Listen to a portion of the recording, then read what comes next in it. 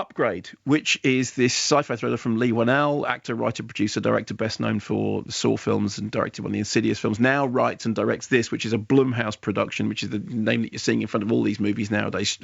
So Logan Marshall Green is old-fashioned kind of guy in a sort of near future, and what he does is he fixes up old cars, and he's very kind of analog. He's very hands-on in a digital world, and he fixes a car for this character who is kind of, I suppose, to some extent, you think of like Elon Musk's sinister cinematic relative, who has created a new chip that he says will change the world.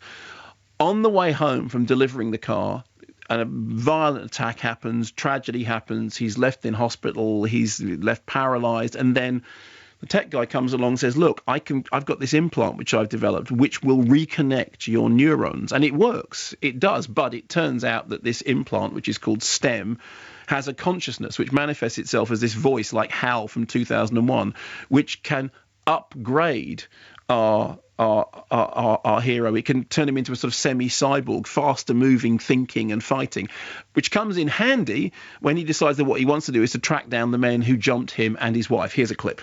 Let me know if you need my help, Gray. Stop! Help! I need your permission to operate independently. Permission granted! Thank you.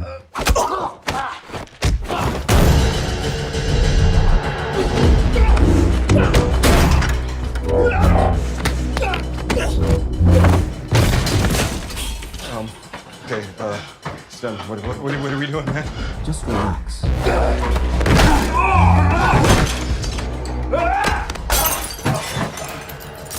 Oh, God, dear! Oh, look, man, stay down, please.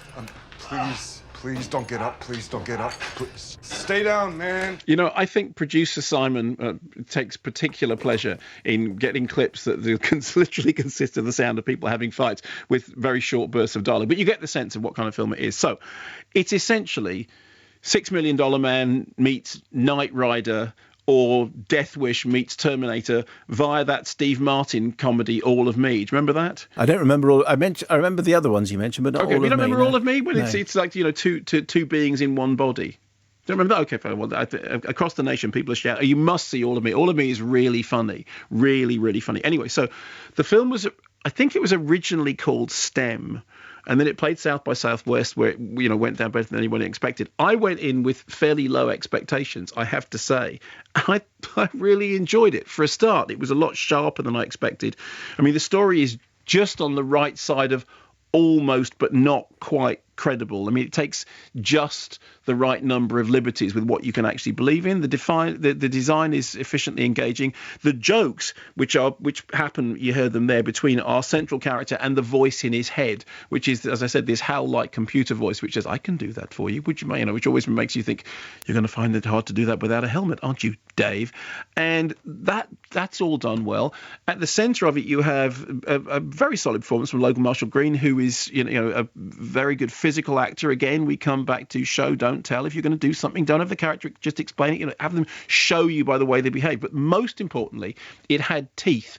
At a time when a film like The Meg is in cinemas and it is surprisingly toothless, this, when it gets nasty, there's proper gore. There's the kind of thing that makes horror audiences whoop and cheer. I mean, it's no surprise that this played at Fright Fest, where I think it would have gone down, that would have been the perfect audience for it. When it needs to turn nasty, when it needs to turn gory, it's not embarrassed to do so.